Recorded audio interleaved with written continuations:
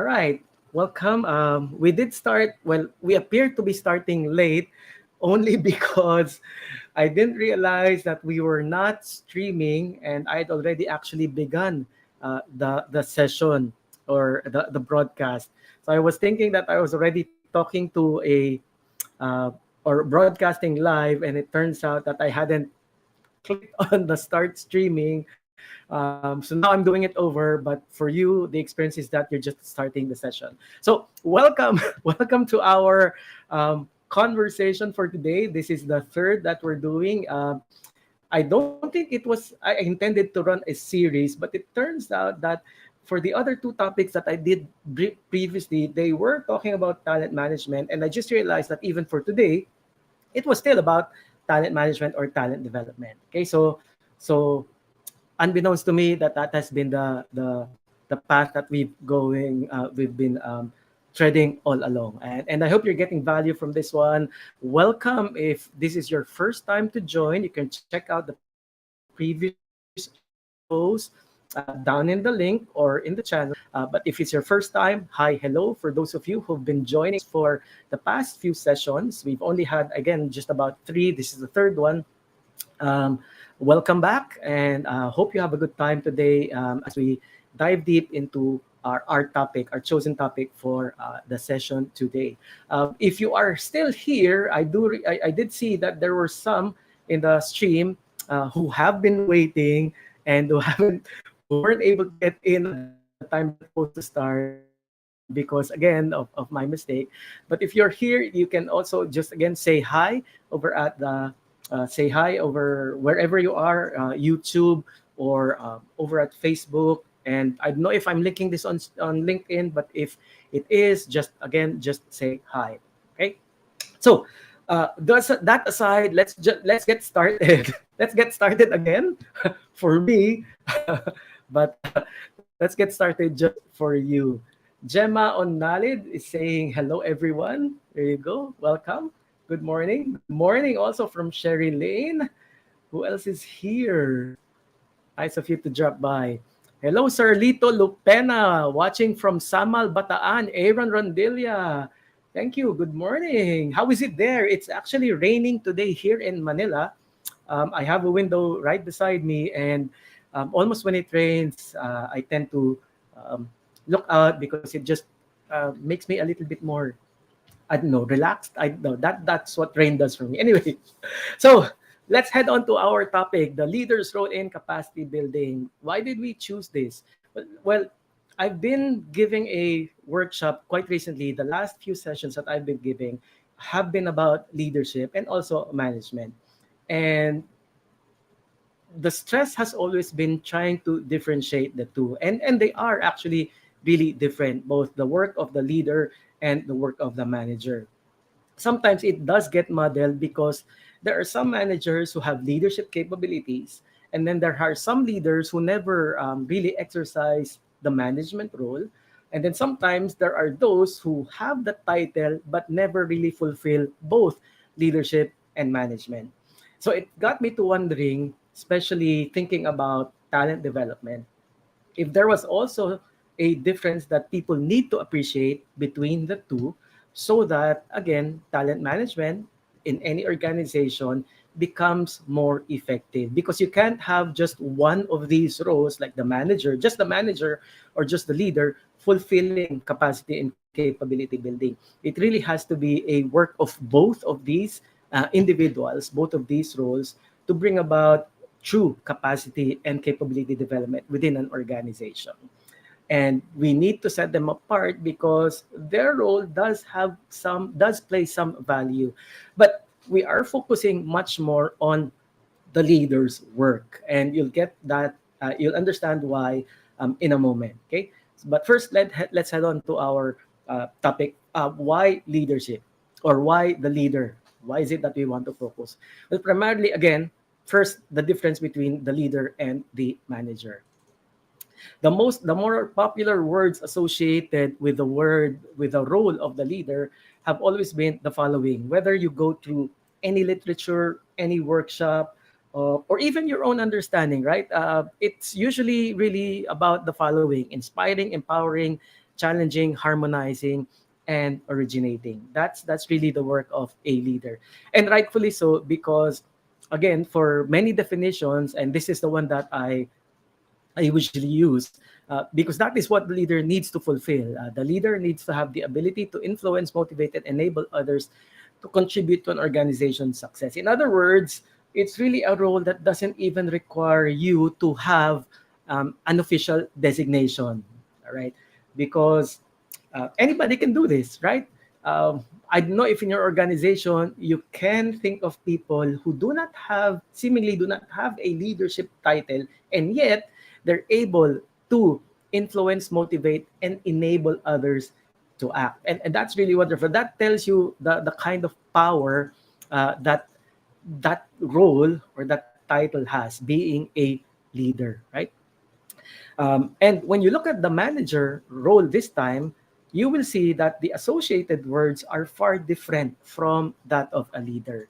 For a manager, the expectation is that they direct, control, maintain, implement, and or administer.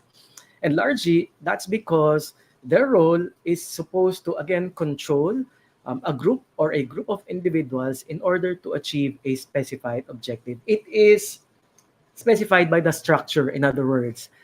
It is formalized through that line, that reporting line. So a manager really is the one that sets the boundaries, the guidelines. The leader doesn't have that. A manager has subordinates, a leader has followers, and that those two are different, right? Okay. So when you look at these two, it does bring to clarity the different expectation. Let's say when it comes to, let's say, when it comes to strategic planning, for example, we know that these two could play a different role, right? The manager works on the nitty gritty, while the leader focuses on the direction.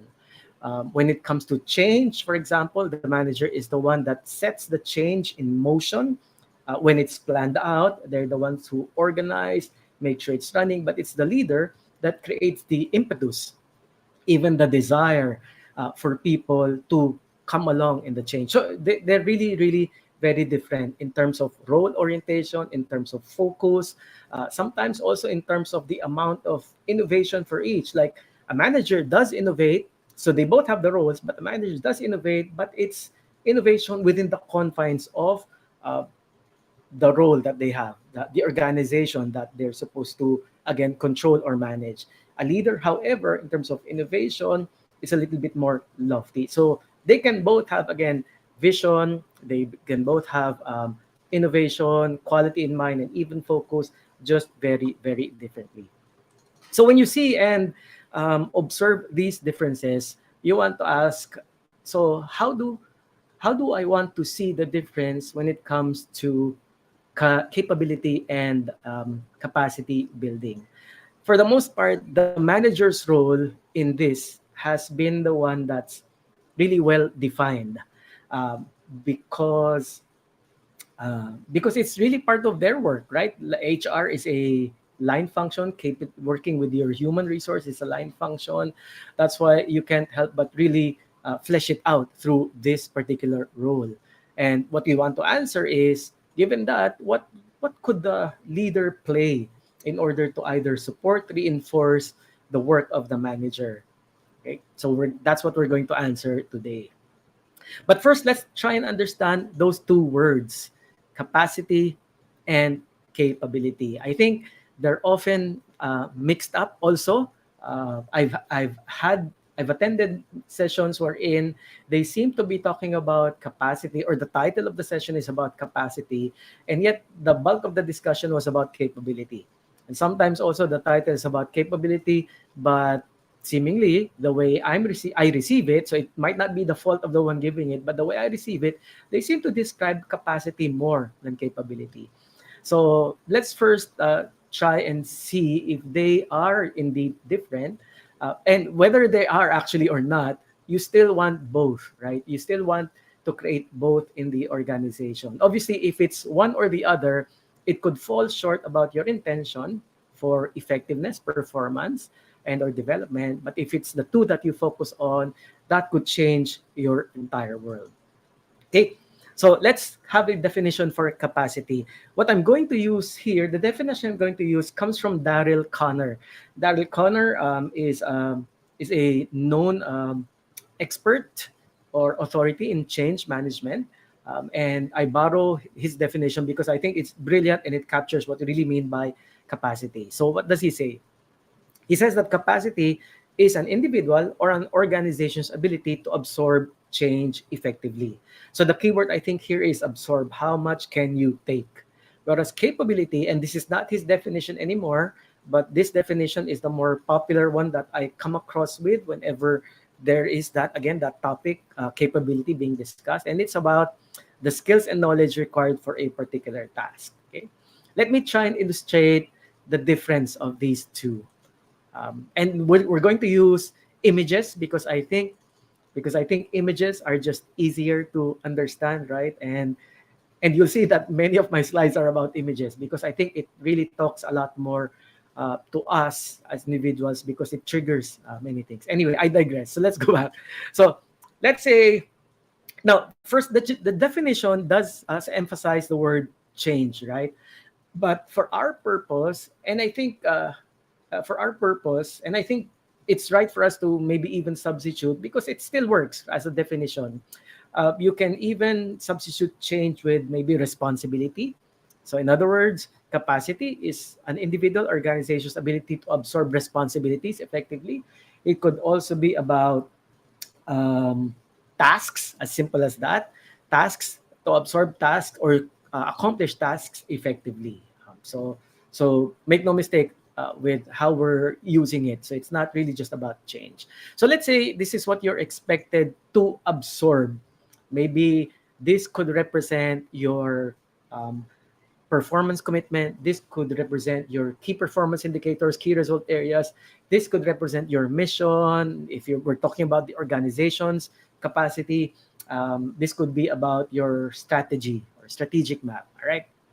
And let's say when you survey people, you realize that they can only take as much. Okay. And that's really their capacity. So based on what you want, based on your demand, based on what you need, based on what you require, this is what an individual is only able or an organization is only able to do. So that's what we call their capacity. And their capacity could be born out of could be born out of, let's say, maybe experience, context also could be one reason for capacity. It could also be capability, but I think again capability can be set apart, and I'll illustrate that in a moment. But really, this is this is what you're expected to do, and you can only do this as much. It can also be related to your motivation, right? I don't want to do all of those things. So that's really your capacity. Your emotion, in other words, puts a cap on your capacity. So that's also possible, right? We also have one from, okay, hello, who is this? Sorry, watching from Mariveles, Mental Wellness and General Hospital. Welcome. Sorry if you see me dodging. I'm looking at the screen. But that was Diamond Girl. Good morning. All right.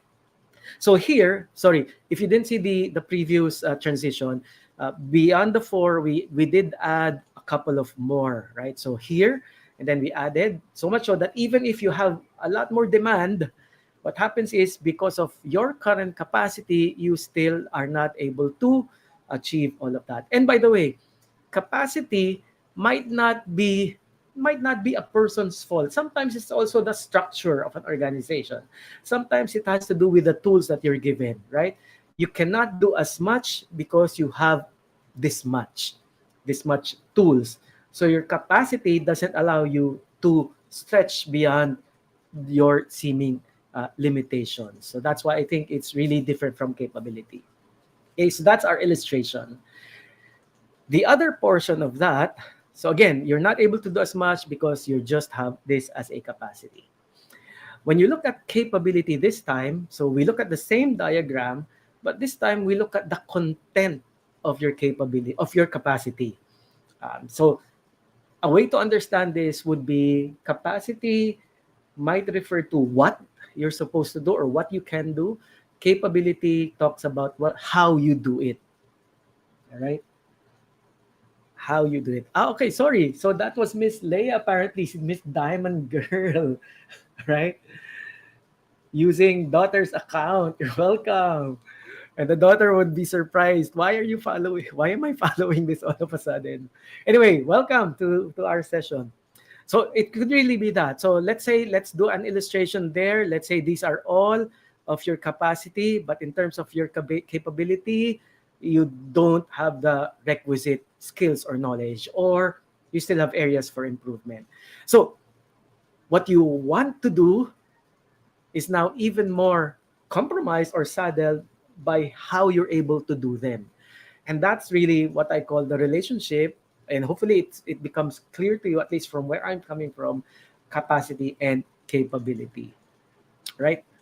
So what's even interesting about this is that our illustration really just refers to an organization or maybe just an individual within the organization, right? And we see based on this that they can do as much, and what they can do does have some limitations, right? So it's not too promising, so to speak.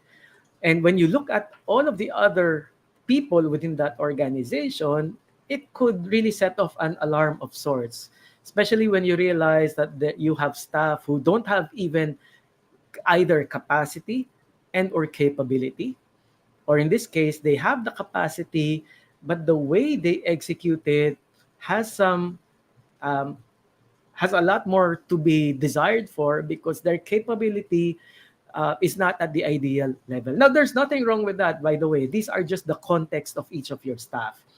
What could be wrong is if you begin seeing this and then not doing anything about it. Because obviously, the ideal picture is for everybody to have both capacity and capability. I think this one is the best illustration, right? It's the best illustration when it comes to one of your talents, but it's the worst for his or her context. Why? Because this person will be the one who will be given all of the tasks. Kasi siya yung may capacity and capability. So obviously, I will not give it to somebody who doesn't have the capacity to perform work, nor the capability. I'll give it to somebody who has both. And what happens, it ends up being that this person, the one who has both capacity and capability, is the one that gets all of the work. And they start noticing that how come all of my teammate who doesn't have capacity and capability doesn't get work. And obviously that's because the boss is not confident, right? So it's being given to you. So you reach a point wherein suddenly you're disillusioned, and you feel that having capability and capacity is a curse. Because while I'm capable and while I have the capacity, I end up doing all of the work. And in some way, those who are lacking in either capacity or capability seem to be in a better place. So it really creates what you might call a sad situation, which we need to address.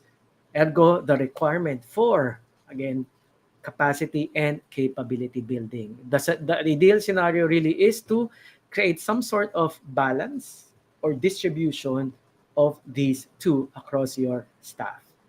And we did say earlier that the manager has the best hand in doing this. Now, there could be a lot of um, capacity and capability models that you're aware of that you probably even use as a professional. But here I'm going to present to you just a 4-step process, which typically falls under the job of the manager in doing capacity capability building. It comes in an acronym called DARE. I spoke about this briefly in the previous episode. We went through it quickly because we were talking about linchpins, if you recall, right? But really, it's about these 4 steps. You can have a 5-step process, a 7-step process, but trust me, it all boils down to at least 4 of these key steps when it comes to, again, capacity and capability building. So what does DARE mean? It's actually an acronym wherein step 1, what you do is you define talent requirements. So these simply are your expectations or the standards by which you desire everybody to be at. A stands for assess talent quality. So this is when you begin comparing your actual talent, your incumbents against the your expectations or your standards. R stands for realize, especially when you in after your assessment you see that there's a gap to your defined requirements. Let's say you expect them to have this much, you assess them and you realize they have this much. Sorry, you're not seeing me, but you have this much, and then in your assessment they have this much. In realizing, you try and close the gap. So that's what happens in step 3. And finally, in step E, or letter E, that's when you evaluate effectiveness.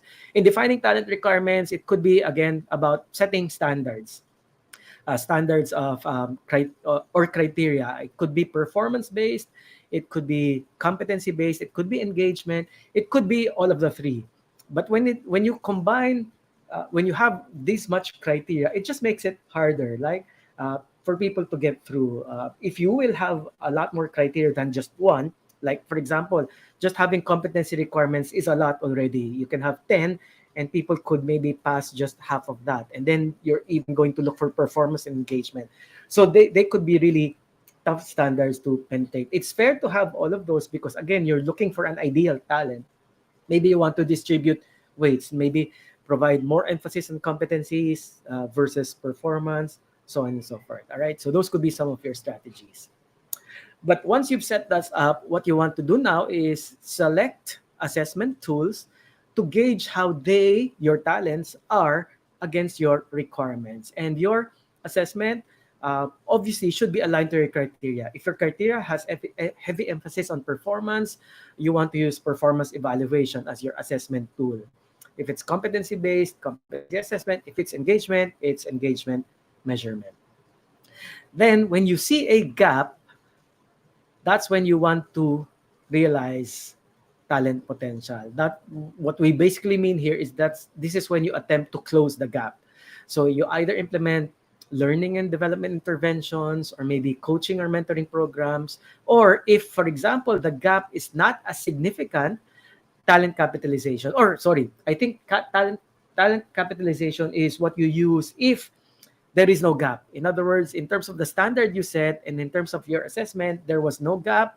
Obviously, you want to uh, keep that talent, you want to make use of that talent, and you want to avoid abusing that talent as well. That's what we mean when you want to capitalize. At the end of that, when all gaps are closed, that's when you think about what you do, either continuing development or maybe find a career path for them, or even outright place them in where they might fit. And that's really overall the manager's role, simply the dare process. Let me give you a quick example of how this might look like if we did implement it. If you do implement it in your organization, let's say define talent requirements. You say, I expect people in this organization to demonstrate critical thinking, working with others, and to also demonstrate commercial thinking. Commercial thinking is about entrepreneurship, right? Or being familiar with numbers. Uh, and then the assessment you use, let's say, could be resulted in this following data set, that you find out that your talent, one of the talents that you assessed, does have critical thinking. They're skilled, but in working with others, they are short. They are in wanting to demonstrate that. So unskilled, and also for commercial thinking. When you say some areas for in need of development, they're close to the profile, they're close to your expectation. When you say unskilled, they're far from it. So you now know the emphasis is on working with others, because for that requirement, there is a large gap. And next to their agenda would be commercial thinking, because there are some areas in need of development.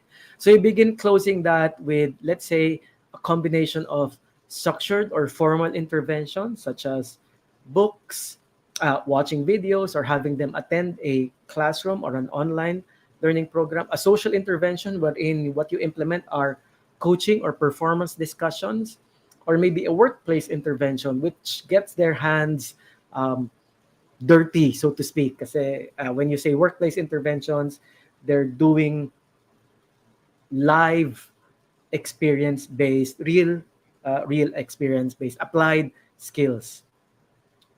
And then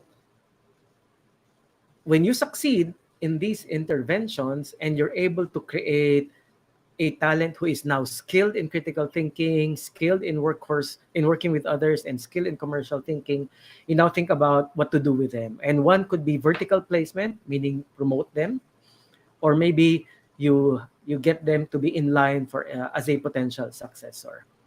So these could be the many things that you will do if you implement there. And again, this is really much of the work that a manager does, and it's not yet really what a leader does. And I'll get to that in a moment. Okay, so hopefully that clarifies.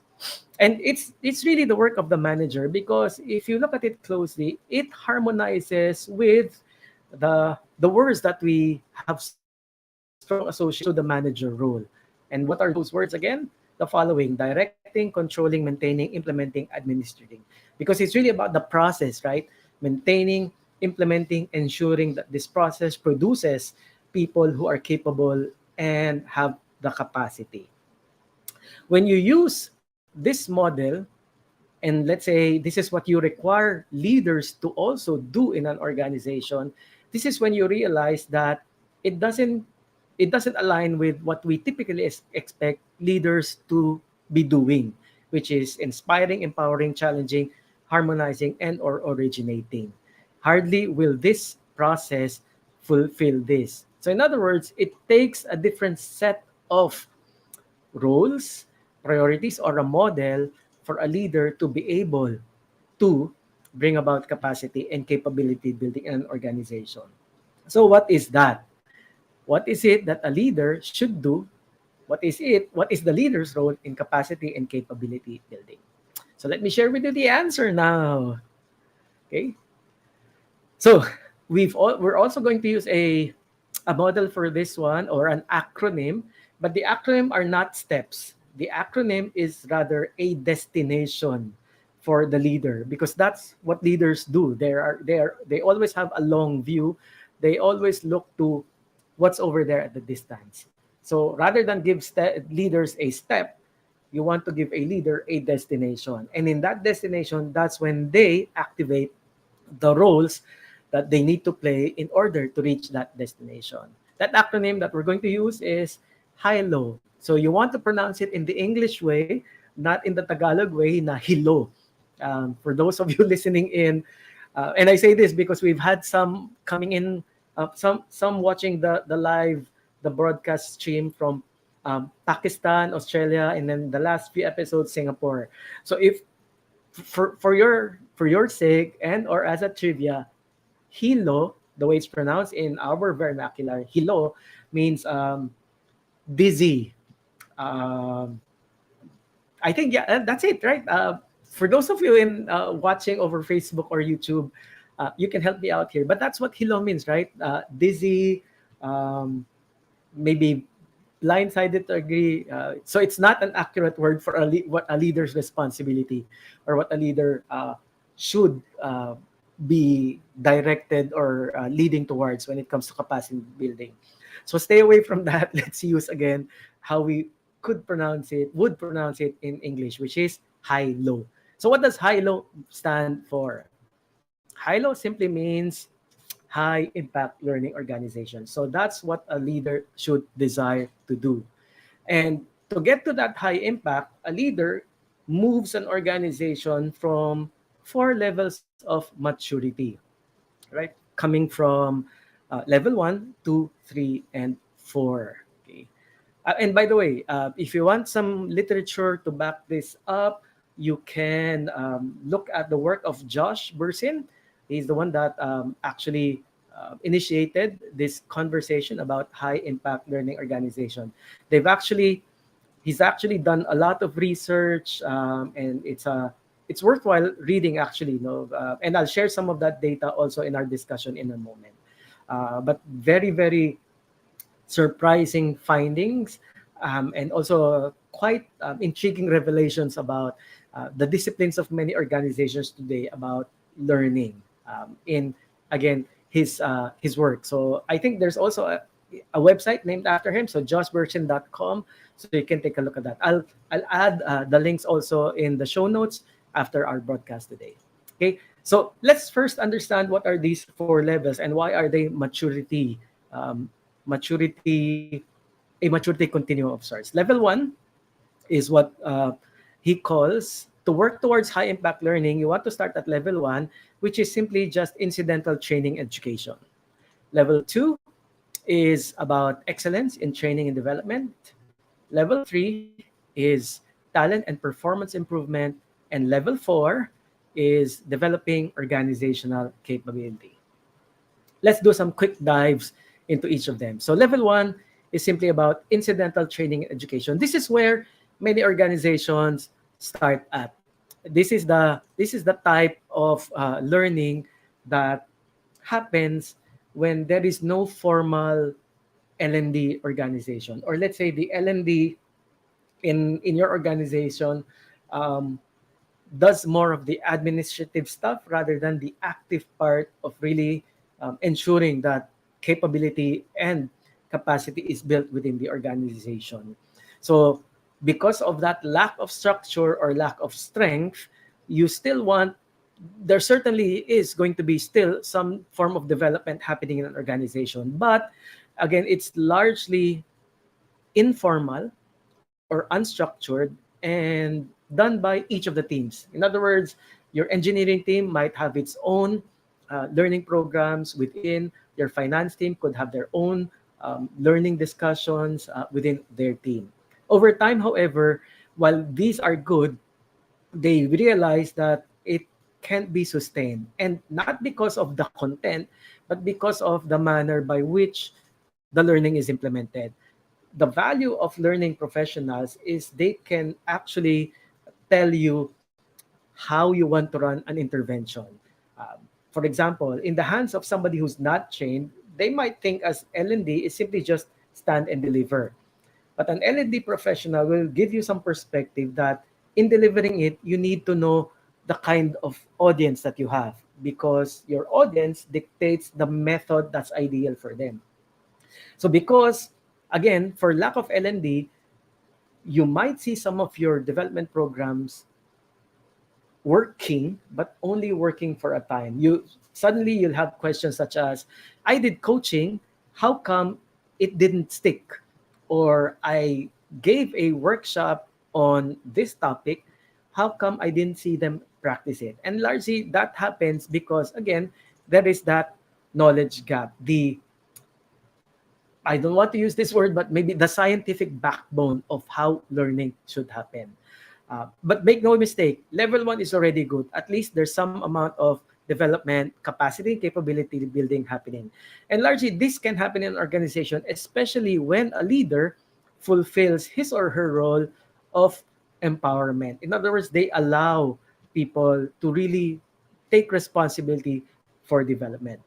But it could fall short, which is why you want to move to a higher level. That higher level, level two, is when you now have a formal structure for learning, an actual group, in an infrastructure that helps govern the entire learning process. And the result of this obviously would be standardized design as well as implementation of programs, including assessments.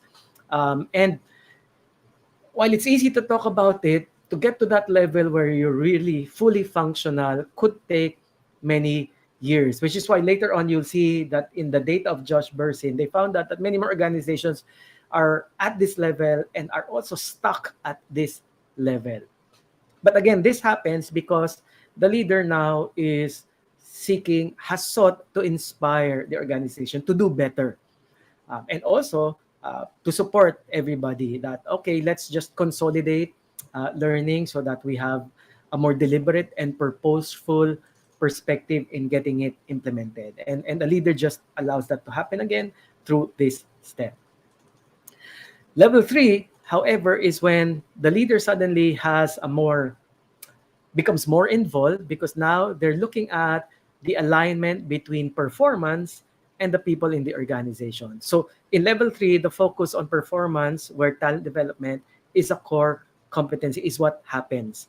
So learning activities are more tailored to the needs defined by per role or function. So virtually, you're not doing training for the sake of training, but there's a purpose to the training, or What's a way to describe this? Level two could be you promising there's going to be development. Level three is when you show the proof of development, that there is an outcome to all of the L&D that happens. ROI could be one of the things that you witness at this level, level three. And the leader can make this happen because, again, they're now seeking for harmony between what you expect the organization to be able to perform or produce and the development that's required in order to produce and guarantee that. Okay, so definitely you are really much more mature when it comes to L&D at this level. Level 4 is when you now aspire for organization capability. So this is both anticipatory, building on additional competence and preparing for more capacity in the organization, and at the same time ensuring flow that people are able to exercise both their capacity and capability. So when you look at this, and the leader's role here, by the way, is the leader. What the leader is doing at this point is now challenging the organization, not just L&D, but challenging the entire organization to be able to do a lot more. So when you look at this, it now gives you really what the leader is supposed to do, their role in capacity building. And that very simply is to empower, to inspire, to harmonize, and to challenge. Um, that's what I like about this particular um, topic or discussion that we're doing. As they empower, they allow for incidental training and education to happen. Once they inspire, they now espouse excellence in L&D. And when they begin harmonizing, they now close the gap or ensure the alignment between the organization's performance, capacity, capability with talent, capacity, and capability. And ultimately, when they challenge, they now bring about true organizational um, impact, right? And they're able to move this through their role from level one to two to three and to four. Today, however, based on the study of Josh Bersin, based on my own observations as well, there are a lot more organizations who are at either level one, two, or three, right? In fact, in the study, I think they said it currently sits at 94. The distribution is, I forget the distribution, but put that all together, about 94% of organizations that were part of their study all fell within either level 1, 2, or 3. And a small minority of 6% are at level 4. And that's a strong message for me. The way I see it is that many organizations are at this level because the leader has been empowering, inspiring, and harmonizing, but also because the manager has been doing their part, the DARE model, in other words. But what is lacking and what is causing the 6%, I think, is also the leader forgetting this other role, which is challenging. And that's really, I think, should be the focus of many leaders today when it comes to capacity and capability building, simply challenging. Now, why do they need to challenge? Well, if there's empowerment, if there's inspiration, if there's harmony, you really just get people to stay within what they're used to. In other words, the comfort zone. Now, this word, this word alone actually is very powerful because it connotes images of the bed, images of your blanket, cozy blanket, your warm pillow. It's a safe space to be at, right? But nobody stays forever in a comfort zone, right? You don't stay in bed forever. You always want to look for something. You can get bored, and yet, because of inspiration, empowerment, and harmony, you can still end up staying there. And so, when a leader does the challenging, the leader now pushes people to get into what we call the fear zone. I like this because, as I've often illustrated in many of my workshops, right? Comfort zone is maybe us when we go to our default, like this simple exercise of clasping your hands together. This is our default. This is very comfortable. This is what we're used to. When you're challenged, and let's say the challenge, the metaphor for that could be a different, just placing our fingers arranging it differently from what we're used to, um, that creates a sense of discomfort because again, this is what we're comfortable in, this is what we're used to, this is not what we're used to, so we're uncomfortable. And yet when the direction is that's going to stay forever, we become fearful because again, we're not used to it, we're not confident, and when fear is there, we could be tempted to go back. But you can make this happen by um, repetition, emotional involvement, but then it is entering into what we call the fearful state. But if you do overcome that fearful state, you now enter in what we call your learning zone, right? Because now you learn how to do things differently. Now you know better. But it often comes after that discomfort or after overcoming the fear. But once you've learned, obviously that's when you grow. And this is why I think the word challenge should be the key roles or priority um, of leaders today. Apart from empowering, inspiring, and or harmonizing, it should really be more of challenging. And also because as you challenge, especially when you see this image again, so we're just going back to where we started and we're nearly the end, guys. uh, Once you challenge, you now begin again building capacity, preparing first capability. So that's what you close because you've challenged, they've overcome from their comfort zone to the fear zone to the learning zone and finally to the growth zone. And once they become capable, they're now ready to take on more. So you also improve capacity over time. And while maybe the rest of the organization, the teammate of this person is not yet there, maybe it could set off a contagion of sorts wherein everybody starts also building that capacity and capability. But it all happens with the leader's role. Aside from the manager doing his or her work, which is there, the leader also fulfills his or her role in capacity building, which is to inspire, to empower, to harmonize, but ultimately to challenge. And that's it. That's the role. That's a leader's role in capacity and capability link. Far different, but but equally valuable to what we're used to seeing, used to appreciating, because the manager just does their work excellently in capacity building. But you need to stretch out from that. You need to move out of your comfort zone. So the leader will have value in that area. Breathe in and breathe out. So hopefully that's given you a great perspective about what you can expect or what you should get your leaders to work on, right? Setting that, again, inspiration, the harmony, even empowering your L&D or anybody else who's involved in the capacity and capability agenda within your organization. But most especially, out of those three roles, emerging, which is the forgotten, is to wear that role of challenging. Challenge out of the comfort zone, challenge further beyond the fear zone, so you can get to the growth zone, the learning zone, and then ultimately the growth zone. Now, next month, we will have another live session, and it's going to be about it's going to be about how to get to the next level, right? So hopefully this is something that you will look forward to as well.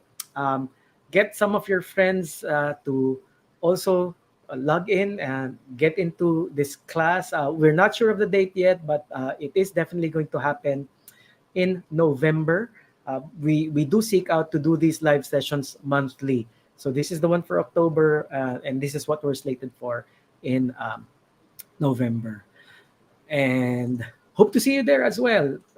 Now, as we close, again, don't forget to like, subscribe so that you're aware of the other uh, live streams that are about to happen, and also some of the posts that I'm working on. Hopefully, it gets through to the channel. But also do share this link, especially for those whom you think will benefit from the lessons that we covered in our session today. Right. So thank you so much for joining. I hope it's given you value, and hope to see you in the next one. Bye bye.